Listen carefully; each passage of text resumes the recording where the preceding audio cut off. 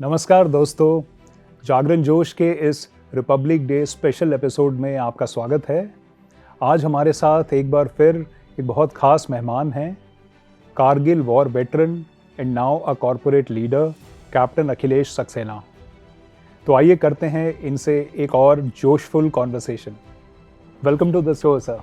Thanks a lot. Sir, आपसे मेरा पहला सवाल तो ये होगा कि एज एन आर्मी ऑफिसर आज के दिन के आपके लिए क्या मायने हैं? पहले तो मैं आज का दिन एक राष्ट्रीय पर्व है और मैं इन राष्ट्रीय पर्व को जो और हजारों पर्व होते हैं, होली, दिवाली, रिलीजियस या रीजनल पर्व, मैं उन सबसे ऊपर मानता हूँ। बिकॉज सबसे बड़ी बात है ये हम पूरे राष्ट्र को एक साथ जोड़ते हैं। इसमें कोई बाउंड्रीज नहीं है, कोई रिलीजन नहीं है, कोई डिफ्रेंशिएशन नहीं है। तो मेरे लिए एक बहुत बड़ा पर्व है, ये एक राष्ट्रीय पर्व है। और सबसे पहले मैं अपने सारे दर्शकों को और आप सब लोगों को इसकी बधाई देना चाहता हूँ, बहुत बहुत मुबारकबाद देना चाहता हूँ। बिकॉज ये हम लोगों के लिए आज का दिन है जो एक बहुत गर्व का, it's a day of pride for us. और एज ए आर्मी मैन मेरे लिए और भी स्पेशल हो जाता है बिकॉज मैं ये कहना चाहूँगा कि freedom is not free. Many time somebody is paying the price for this, border पे, अपनी लाइफ और ब्लड के फॉर्म में। शायद हमें एहसास नहीं होता क्योंकि हम डेली उठते हैं और हम अपनी इस फ्रीडम को ग्रांटेड लेते हैं। लेकिन जैसे कारगिल युद्ध के समय हमने देखा कि उस फ्रीडम को जब एनिमी ने थ्रेटन किया और अपनी फ्रीडम को बचाए रखने के लिए हमने क्या क्या स्टेप लिए, लोगों ने फिर अपनी जान की बाजी लगाई और कितने लोगों ने अपना ब्लड दिया। उस समय उस तिरंगे का महत्व इतना बढ़ जाता है कि जब हमने वो तिरंगा टोलोलिंग पे फहराया था तो शायद मेरे लिए वो जीवन का सबसे इम्पॉर्टेंट पल होगा। तो उस आज़ादी की कीमत तब पता चलती है जब वो या तो हमारे पास नहीं होती या वो थ्रेटन होती है। तो मैं सभी के लिए कहना चाहूँगा, मेरे लिए बहुत बड़ा पर्व है, ये एक राष्ट्रीय पर्व है। बट हर भारतीय के लिए स्वतंत्रता दिवस और हमारा गणतंत्र दिवस दो सबसे बड़े पर्व होने चाहिए। और हमें इस दिन को याद करके, एक उपलब्धियों को याद करके, इस 75 साल में भारत ने क्या क्या उपलब्धियां की हैं, क्या क्या प्रोग्रेस की है, हमें उनके ऊपर गर्व होना चाहिए। कहाँ से हमने जब शुरू किया था, हम एक बहुत गरीब देश थे। अंग्रेज हमारी व्यवस्था को पूरी तरह से डिस्ट्रॉय करके चले गए थे। नॉट ओनली अर्थव्यवस्था, उन्होंने हमारे एजुकेशन सिस्टम को, हमारी वैल्यूज़ को बिल्कुल बर्बाद कर दिया था और हमने उस जगह से शुरू करी। बहुत हमने प्रोग्रेस की है बट आगे भी हमें बहुत स्टेप लेने हैं। बट आज का ये दिन है अपने ऊपर गर्व महसूस करने का, भारतीय होने का, और पूरे देश में और पूरे विश्व में एक गर्व के साथ कहने का कि हम भारतीय हैं और हम सबसे आगे रहेंगे। True sir. कैप्टन सक्सेना, आपसे मैं जो अगला क्वेश्चन पूछना चाहूँगा वो है कि हमारी जो ऑडियंस है उसमें यूथ हैं जो, उनके लिए आपकी लाइफ से क्या लर्निंग्स आ सकती हैं from your time in the armed forces to your transition in the corporate world. इस पे कुछ हमें बताइए। आई थिंक मैं ये कहूँगा कि जो भी मैंने किया, चाहे कॉर्पोरेट वर्ल्ड में और उससे पहले कारगिल में, मैंने एक देश के नागरिक, एक सैनिक होने के नाते जस्ट अपने कर्तव्य को पूरा किया। हाँ, ये जरूर था जब हम लोग उस डिफ़िकल्ट कंडीशन में थे कारगिल में, और वो लड़ाई इतनी डिफ़िकल्ट थी क्योंकि शायद बहुत लोगों को पता नहीं होगा, ये लड़ाई आज से 25 साल पहले हुई थी, तो बहुत लोग उस समय बॉर्न भी नहीं हुए होंगे। तो मैं फ्यू सेकंड्स का समय लेता हूँ आपको बताने के लिए। ये लड़ाई हुई थी कारगिल की पहाड़ियों पे, और उन पहाड़ियों के नीचे एक रोड थी जिसको हम NH1 कहते हैं, जिसको नेक ऑफ इंडिया भी कहा जाता है। इस रोड की इतनी इम्पॉर्टेंट है कि एंटायर लेह लद्दाख और सियाचिन ग्लेशियर की सारी सप्लाई लाइन एटलीस्ट उस समय रोड के रूट से जाती थी। और अगर उस रोड को बंद कर दिया जाए तो विंटर में हमारा ये लेह लद्दाख और सियाचिन ग्लेशियर आइसोलेट हो जाएगा। एंड एनिमी का प्लान था कि समर में उन पहाड़ियों पे कब्जा करके रोड को ब्लॉक कर दो एंड सेकंड फेज में लेह लद्दाख का एक पार्ट और सियाचिन को कैप्चर करो। सिचुएशन बहुत ख़राब थी और उस समय जब एनिमी टॉप पे बैठा होता है तो नीचे वाले के लिए जीतने का चांसेस 1% भी नहीं होता। प्लस उन्हें पता था कि इंडियंस आएंगे, सोल्जर्स आएंगे, इसी रास्तों से आएंगे, तो उन्होंने चारों तरफ माइंस लगा रखी थी। उसके साथ वो ऊपर से लगातार उनके जो हथियार थे, उनके वेपन थे, वो हमारी तरफ थे और वो लगातार हमारे ऊपर गोलियां बरसा रहे थे। हमारे सामने कोई रास्ता नहीं था उन पहाड़ों पे जिनका ग्रेडियंट 75 से 80 डिग्री था, उनके ऊपर चढ़ना और विजय प्राप्त करना। इस हालत में हमने निश्चय किया था कि चाहे कुछ भी हो जाए, चाहे किसी को क्या कुर्बानी देनी पड़े, बट देश से बढ़ के, देश की स्वतंत्रता से बढ़ के और उस झंडे की सम्मान से बढ़ के कुछ नहीं है, और हम इस इम्पॉसिबल सी लड़ने वाली लड़ाई को जीत के रहेंगे। तो ये जो लेसन थे, मेरे साथ बहुत लोग थे, captain Vikram Batra, captain Vijayan Thapar, captain Manoj Pandey, बहुत सारे यंग ऑफिसर्स थे जो आज आपकी एज है, जिन लोगों ने एक 20 से 25 साल की एज के बीच में एक इतनी महत्वपूर्ण लड़ाई में ना खाली आगे बढ़े और उन्होंने विजय हासिल करके ये दिखा दिया कि चीज़ें इम्पॉसिबल लग सकती हैं, लेकिन अगर आपके वैल्यू सिस्टम, आपका माइंडसेट आपके साथ है तो आप किसी भी सिचुएशन में विजय प्राप्त कर सकते हैं। तो पहली इंपॉर्टेंट चीज़ जो मैं यूथ को, जैसे आपने पूछा, बोलना चाहूँगा कि नेवर गिव अप, और ना कभी भी परिस्थिति में हार ना मानने की शुरुआत आपके माइंड से होती है। मेंटल स्ट्रेंथ, एज कहा जाता है, everything is done twice in life, right? So before you take the first step, आप पहला स्टेप रखेंगे भी नहीं, उससे पहले वो पूरी जगह, वो चाहे जंग हो या आप किसी डिफिकल्ट सिचुएशन को फेस कर रहे हो या आप एक बहुत बड़ा प्रोजेक्ट कर रहे हो, वो आपके माइंड में होता है। आप अपने उस माइंड में कैसे उस चीज़ को रन करेंगे, वो एक्चुअल में डिसाइड करेगा कि आप ग्राउंड पे जीतेंगे या नहीं। तो इस सिचुएशन में डिफ़िकल्ट थी, लेकिन हमने अपने माइंड में हमेशा ये डिसाइड किया कि we are going to win this war for our country, for our countryman, for our freedom and for the honour of the flag. And never give up is one attitude. Difficulties may come, but आपको हार नहीं माननी है और चलते रहना है। वाह सर। और सर, आपकी transition into the corporate life, आप, आई एम श्योर, जो आपकी वॉर में वैल्यूज़ थी वही आप अपनी कॉरपोरेट लाइफ में भी लेके आए। तो ये आपको ट्रांजिशन कैसा रहा और आप इनको वहाँ पे कैसे अप्लाई कर पाए? बहुत अच्छा क्वेश्चन है। आई थिंक जो वैल्यू सिस्टम है, जो ये क्वालिटीज़ हैं, ये जो डिस्प्ले की थी इंडियन आर्मी ने, ऑफिसर्स ने, सोल्जर्स ने इस डिफ़िकल्ट वॉर में, ये केवल एक लड़ाई तक ही सीमित नहीं है, एक वॉर तक सीमित नहीं है। एक्चुअली ये लाइफ के हर फेज़ में, लाइफ के हर हिस्से में आपको टच करेगा और आपको सक्सेस दिला सकता है। और उसका एग्जाम्पल मैं खुद, बिकॉज मैं इस सबसे गुजरा हूँ। तो जब मैं अपने तीसरे अटैक के लिए जा रहा था, तो हम एनिमी के बंकर के बहुत पास थे और उस समय एनिमी का आर्टिलरी फायर, इन्फेंट्री फायर, सब कुछ चल रहा था। गोलियां बरत रही थी, आपको नहीं पता कौन सी गोली आपको छाती में लगेगी, कौन सी हाथ में लगेगी। और उस समय मैं अचानक बुरी तरह से इंजर्ड हो गया एनिमी के आर्टिलरी फायर से। उस इंजर्ड होने के बाद भी मैं रुका नहीं, क्योंकि अगर उस समय सबको पता चल जाता कि एक और ऑफिसर हिट हो गया है, गोली लगी है, तो लोगों का मनोबल टूट जाता। और उसी कंडीशन में हाथ में एक फील्ड ड्रेसिंग बांध के मैं उस लड़ाई को आगे बढ़ाता रहा और मैं अपनी गन्स को, जो हमारी आर्टिलरी गन थी, उनका फायर मैं एनिमी के ऊपर डायरेक्ट कर रहा था। अगर वो फायर वहाँ रुक जाता तो जो एनिमी था वो वहाँ से अपने बंकरों से बाहर निकल आते और हमारे जवान जो ऊपर चढ़ रहे थे उनके ऊपर फायर कर सके, उनको ख़त्म कर सकते थे। तो उस समय सवाल इस बात का नहीं था कि मैं कितना इंजर्ड हूँ, बस इस बात का था कि हमें किसी भी हालत में विजय प्राप्त करनी है, विक्ट्री लेनी है, चाहे उसके लिए कुछ भी कुर्बानी देनी पड़े। तो मैं उस कंडीशन में चलता रहा आगे और कुछ समय बाद हमने विक्ट्री हासिल की। लेकिन उससे पहले ही मेरा इतना ब्लड फ्लो हो गया था, क्योंकि मेरे पूरे हाथ में बहुत बड़ा स्प्लिंटर लगा था आर्टिलरी का गोला, जिसकी वजह से इतना ब्लड निकल चुका था कि मैं बेहोश हो गया। शायद उस दिन मैंने अपनी ज़िंदगी की सबसे पेनफुल और सबसे लंबी जो मेरा रिटर्न बैक था, बट मेरे मन में एक ही चीज़ थी कि I don't have to die for my country, I have to live for another day and fight for another day. और उसी विश्वास के साथ इतनी बार शायद मुझे एक एक पल, एक एक कदम इतना डिफ़िकल्ट था कि मुझे पता नहीं था कि अगला कदम ले पाऊंगा नहीं, लेकिन मैंने वो दूरी जो मेरे ऊपर जहाँ से गोली लगी थी और जहाँ से मुझे फर्स्ट एड मिल सकती थी, वो मंजिल तय की और मैं किसी तरह वहाँ पहुँचा। लेकिन लाइफ आपको कुछ भी आपको प्रिपेयर रहना चाहिए लाइफ में हर पल के लिए।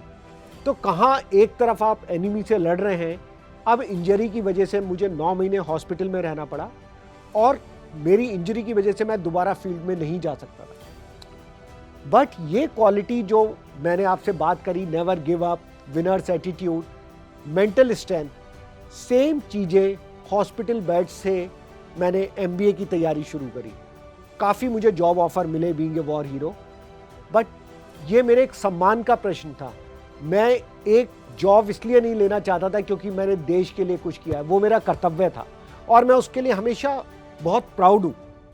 और मैंने डिसाइड किया कि I will start all over again from the ground level and again prove myself. So मैंने हॉस्पिटल के बेड से बैठ के अपनी MBA की पढ़ाई शुरू करी and there was only one thing in mind, I will not give up whatever happens. 8 महीने युद्ध क्षेत्र अलग हो गया, उन पहाड़ियों से हॉस्पिटल का बेड था और उन वेपन SLR LMG की जगह वो मेरी MBA की बुक्स थी प्रिपरेशन के लिए। 8 महीने की कड़ी मेहनत के बाद मैंने इंडिया के कई टॉप मैनेजमेंट कॉलेज को क्वालिफाई किया। मैं दिल्ली में था इसलिए मैंने FMS दिल्ली में एडमिशन लिया और उन्हीं वैल्यू सिस्टम के बाद मैं पूरा अलग था पढ़ाई से for last 7 years, but does not matter क्योंकि सेम चीज़ से आप किसी भी क्षेत्र में आगे बढ़ सकते हो। और 2 साल बाद मैं FMS दिल्ली जो देश का एक one of the top MBA college है, वहाँ से गोल्ड मेडल के साथ पास आउट हुआ और मैंने अपनी कॉर्पोरेट जर्नी शुरू करी। So does not matter what field you are in, qualities are same. Wow sir, this is so inspiring. हम क्योंकि आपके कारगिल वॉर एक्सपीरियंसेस की बात कर रहे थे, आपने हमें पहले भी बताया हुआ है कि आपका एक्ट क्या था, बट इस बार हम जानना चाहेंगे कुछ स्पेशल मोमेंट्स जो बडीज़ के साथ होते हैं, जो आपके साथ में वॉर में ऑफिसर्स थे, आपके ट्रुप्स थे। सो बहुत सारी यादें हैं और कुछ यादें उन लोगों की हैं जो शायद आज हमारे साथ नहीं हैं। उन्होंने अपना सर्वोच्च बलिदान किया राष्ट्र के लिए सो दैट आज हम इस इंडिपेंडेंस डे में हम फील कर सकते हैं। और एक याद जो मेरी कैप्टन विक्रम बत्रा के साथ थी, सो जब हमने टोलोलिंग कैप्चर कर लिया था, हम टोलोलिंग पीक पे थे, उसके बाद कैप्टन विक्रम बत्रा की यूनिट को नेक्स्ट अटैक पॉइंट 5140 की जिम्मेदारी मिली थी और वो वहाँ पे मुझसे मिले थे एंड वो मेरे से थोड़े जूनियर थे। हम सब डिस्कशन कर रहे थे नेक्स्ट अटैक के लिए जिसको उन्हें लीड करना था और मैं उनको एनिमी की कुछ टैक्टिक्स बता रहा था कि एनिमी काफ़ी स्नाइपर फायर यूज़ करता है, छुप के वॉर करता है, आपको काफ़ी धोखेबाजी होगा कि अटैक इधर से आना है, वो सब कुछ कर सकता है, he is capable of doing everything. और आज तक मुझे उनका वो वाक्य मुझे याद है कि वो इतना कॉन्फिडेंट थे कि उन्होंने मुझे बोला कि सर अभी तो दुश्मन की वो गोली बनी नहीं है पाकिस्तान के अम्यूनिशन डिपो में जिस पे कैप्टन विक्रम बत्रा का नाम लिखा हो। So he was so confident and fearless and he also asked me कि मेरी नई शादी हुई थी कारगिल वॉर से जस्ट पहले and he wanted to get married in next few month and उन्होंने मुझे बोला था कि सर प्रॉमिस करो इस वॉर में हम पक्का जीतेंगे और उसके बाद जब मेरी शादी होगी तो आप उसको ज्वाइन करने के लिए आएंगे। एंड आई प्रॉमिस्ड हिम कि मैं कहीं पे भी पोस्टेड होऊंगा, कारगिल में, ले, सियाचिन, जहाँ पे भी, आर्मी में आपको कुछ पता नहीं होता, बट आई प्रॉमिस यू कि मैं आपकी शादी हमेशा ज़रूर आऊँगा, अटेंड करूँगा। बट 0.5140 कैप्टन विक्रम ने जीता, बट नेक्स्ट अटैक में he made supreme sacrifice. He is not with us now, but I think his memory I always feel that he is always with me. Second, मैं एक छोटा सा incident बताना चाहूँगा। हम हमेशा देखते हैं अपनी लीडरशिप टीम की तरफ, राइट? ये कॉर्पोरेट वालों के लिए भी लेसन है लाइफ में। हमें लगता है कि लीडरशिप हमेशा टॉप से आती है, चाहे वो टॉप नेता हो, चाहे आपके कंपनी के लोग हों, बट ऐसा नहीं है। Leadership can come any part of the organisation, any strata of society. और इसका मैं आपको एक बहुत अच्छा एग्जाम्पल बताता हूँ। जब हम टोलोलिंग पे चढ़ाई करने वाले थे तो उसमें एक बहुत बड़ा काम होता है कि जो हमारे अम्यूनिशन बॉक्स हैं वो एक फर्म बेस तक पहुँचे। उसका काम ये होता है जब हमारे पास बहुत सारा अम्यूनिशन, फर्म बेस वो जगह होती है जहाँ से हम एनिमी के ऊपर डायरेक्ट अटैक करते हैं और हमारे कमांडोज जो लीडिंग ट्रूप्स हैं वो अपनी राइफल को आगे करते हुए एनिमी के ऊपर अटैक कर रहे हैं। जिस समय वो एनिमी के ऊपर अटैक कर रहे हैं, हमें एनिमी का हेड डाउन रखना है, नहीं तो एनिमी ऊपर से आके इवन पत्थर मारेगा तो कैजुअलिटी हो सकती है।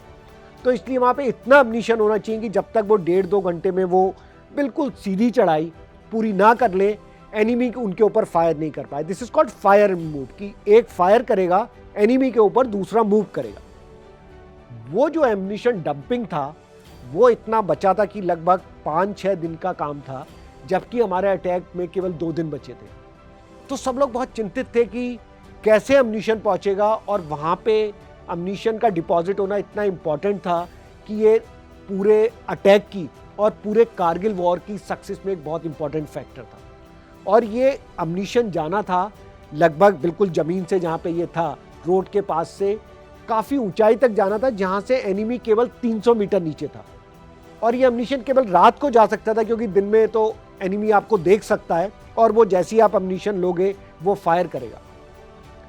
तो ऐसे में हमारे पास एक कारपेंटर था जो काफ़ी ओल्ड था और वो रिटायर होने वाला था, जस्ट उसको पेंशन मिलने वाली थी और वो घर जाने वाला था, और उसको रात में बिल्कुल दिखाई नहीं देता था। तो सबको पता था ये तो कुछ नहीं कर सकता, तो उसको बोला कि भाई आप आराम करो और अपने पेंशन की तैयारी करो, आप जाओ। बट ही रिफ्यूज्ड कि मैं इस डिफिकल्ट सिचुएशन में यूनिट को छोड़ के नहीं जाऊंगा। मैंने इस यूनिट का नमक खाया है, मैंने इस यूनिट के साथ काम किया है। आज जब ये रेजिमेंट अपने मोस्ट डिफिकल्ट टाइम से गुजर रही है तो क्या मैं उसे छोड़ दूंगा? और उसने जाने से मना कर दिया।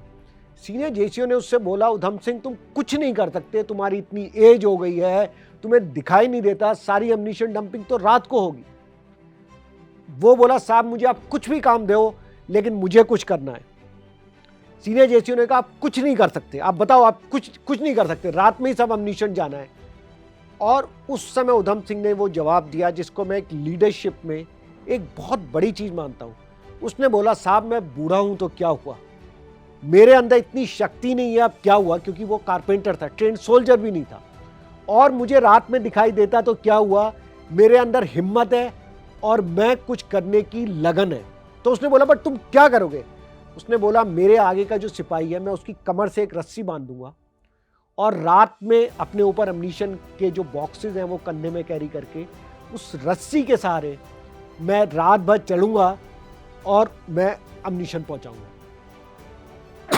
ये कितना बड़ा स्टेटमेंट था। पूरी यूनिट उससे इतना रिचार्ज हो गई कि एक आदमी जो नियरली ब्लाइंड है, जो रिटायरमेंट जा रहा है, वो उस रिटायरमेंट को छोड़ के ये करने को तैयार है, तो हम क्यों नहीं कर सकते? और आई थिंक दुगने मनोबल से काम हुआ और यूनिट ने जो 5 दिन का काम था वो 2 दिन में कर पाया।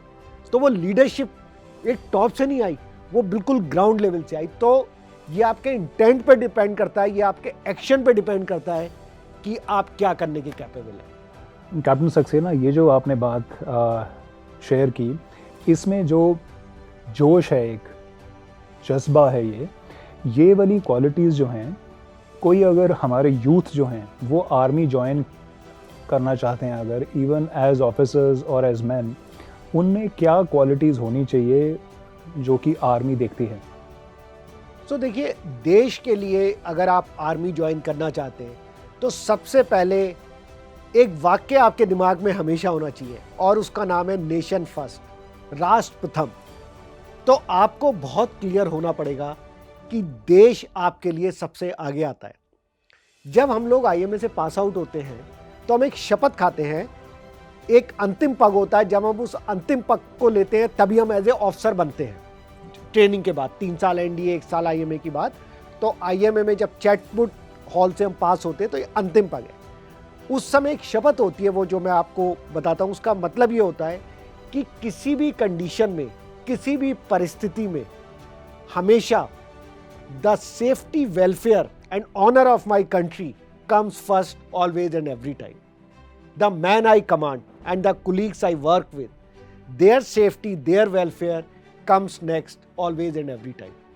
My own safety, my own welfare comes last, always and every time. तो बहुत क्लियर है माइंडसेट कि आपको कभी भी कॉन्फ्लिक्ट नहीं है, आपको कभी भी डिसीजन लेना है अपनी लाइफ में, जैसे कारगिल वॉर थी, तो एक आपकी अपनी पर्सनल सेफ्टी है, बट एक राष्ट्र है, तो आपकी प्रायोरिटी सबसे क्लियर है कि सबसे आगे आपके लिए राष्ट्र आएगा। इसीलिए नेशन फर्स्ट एक बहुत बड़ी क्वालिटी है। इनफैक्ट अभी एक बुक लिखी गई है जो मेरी वाइफ ने लिखी है, जिसका नाम नेशन फर्स्ट है, एंड आप लोगों को पढ़नी चाहिए, बिकॉज उसके अंदर आपको इतनी सारी इंसिडेंट्स मिलेंगे जो हमारी लाइफ से है, कारगिल में आर्मी की लाइफ से, कि किस तरीके से हर परिस्थिति में वी कैन स्टिल थिंक कि राष्ट्र हमेशा सबसे पहले आता है। सो नेशन फर्स्ट ऑलवेज। ये अगर आपको कोई भी आर्मी में जाना चाहता है तो ये उसको एटीट्यूड रखना पड़ेगा। The second thing is resilience. देखिए, लाइफ में आपको डिफिकल्ट सिचुएशन आएगी, आप उसको अवॉइड नहीं कर सकते, लेकिन आपकी हिम्मत इसमें नहीं है कि आप कभी गिरे नहीं। आपकी हिम्मत इसमें है कि कितनी बार गिरने के बाद आप उठ सकते हैं। गिरना आपके हाथ में नहीं है, शायद आप गिरोगे, फेलियर मिलेगी, बट जब तक आप अपनी डिफीट को एक्सेप्ट नहीं करते, आप डिफीटेड नहीं हो। You are still fighting and one day you will win. तो नेक्स्ट क्वालिटी है the quality of resilience. Don't give up, keep fighting, and one day you have to tell the life and difficult situation. When you start saying as a normal thing, we say why me, why I'm going through this, right? We always think कि मेरे साथ ही ये क्यों हो रहा है। तो जिस दिन आपके अंदर वो हिम्मत आ गई, जब आप बोल सके instead of saying why me, try me, जिस दिन आप लाइफ से कह सके कि ट्राई मी, उस दिन आपके अंदर वो रेजिलियंस है, and you are saying let's see what difficulty comes, I will still get up, I will have the courage to get up again and again. So ये 2-3 क्वालिटी है जो आपकी बेसिक है। बाकी आपको अपना रिटेन, फिजिकल सब पे काम करना है, बट माइंड में आपको जब तक ये क्वालिटी नहीं होंगी, आप कभी भी वो जो इंटरव्यू है और आपका जो एंटायर थिंग होता है वो आप क्लियर नहीं कर पाएंगे, और आप ये क्वालिटी बना नहीं सकते, क्योंकि वो साइकोलॉजिकल टेस्ट में सामने आ जाएंगी।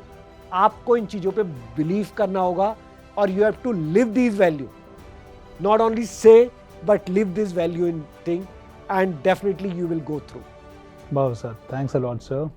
कैप्टन सक्सेना, जो हम बात कर रहे हैं यूथ की, आपने जब से आप आर्मी में थे और उसके बाद अब आप कॉरपोरेट में हैं, आपने कैसे यूथ को इवॉल्व होते हुए देखा है? आपको क्या लगता है कि यूथ की अभी तक का कैसा एवोल्यूशन रहा है, और आगे आप क्या देखते हैं, और ऐसे क्या ट्रेड्स हैं जो कि यूथ को अपने अंदर इम्बाइब करने होंगे, जो आपका व्यू है इस पे? तो मुझे लगता है इतने सालों में, 20-25 साल में, जिस तरह से हमारी कंट्री का यूथ सोचता है वो बहुत चेंज आया है, क्योंकि सबसे बड़ी बात उसमें है कि अवेलेबिलिटी ऑफ इंफॉर्मेशन।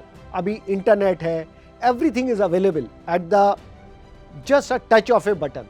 तो लोगों को जो इन्फॉर्मेशन मिली है उससे अवेयरनेस बहुत आई है, लेकिन जब हमारे पास इंफॉर्मेशन होना अच्छी बात है, बट जब ओवरलोड ऑफ इंफॉर्मेशन हो जाती है, वो बैलेंस आउट करना बहुत ज़रूरी है कि क्या इंफॉर्मेशन हमारे लिए ठीक है, और क्या इंफॉर्मेशन को हमें टेस्ट करना पड़ेगा और ट्राई करना पड़ेगा ये ठीक है या नहीं।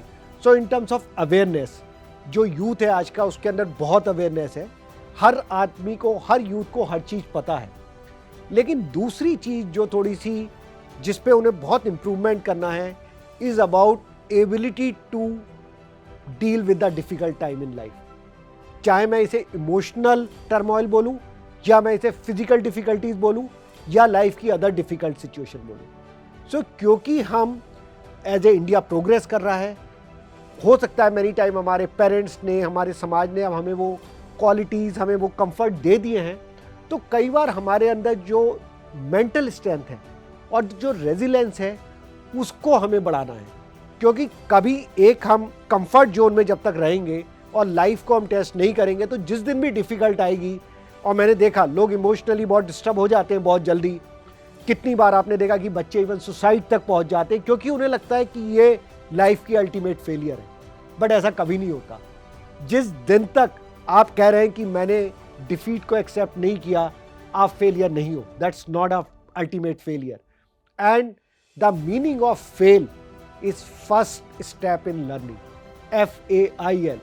सो जिस दिन आप कह सकते हो कि मेरा ये फेलियर मेरी सक्सेस का पहला स्टेप है, आप दोबारा आगे बढ़ सकते हो।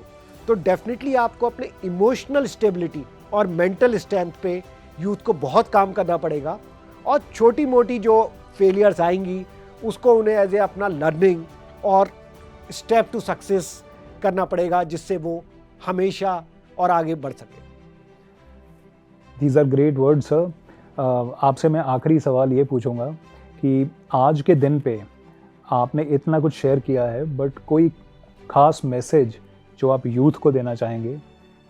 तो एक चीज़ जो मैं आपको सम अप करना चाहूँगा, और आई थिंक वो हमें हमेशा याद रखनी पड़ेगी, सबसे बड़ी बात तो ये है कि जो हमारी आज़ादी है, जो फ्रीडम हमें मिली है, जैसे मैंने शुरू में बोला था, हम इसको ग्रांटेड लेते हैं क्योंकि शायद हमने फ्रीडम की वैल्यू नहीं पता। हम रोज़ उठते हैं, हमें पता है कि हम अपने ऑफिस जाएंगे, आराम से काम करेंगे, रात को आके सो जाएंगे, तो हमें उस फ्रीडम की वैल्यू नहीं पता। बस फ्रीडम एक एयर की तरह है, जब हमें एयर है हमेशा अवेलेबल, शायद हमें इसकी वैल्यू नहीं है, बट जिस दिन एयर नहीं होगी, जैसे हमने कोविड टाइम में देखा, उस दिन हर किसी को पता चला जो ऑक्सीजन एयर में हमेशा रहती थी उसकी क्या वैल्यू है, right? So we have lost life. So freedom भी उसी तरीके से है, जब वो नहीं होती तब उसकी वैल्यू पता चलती है।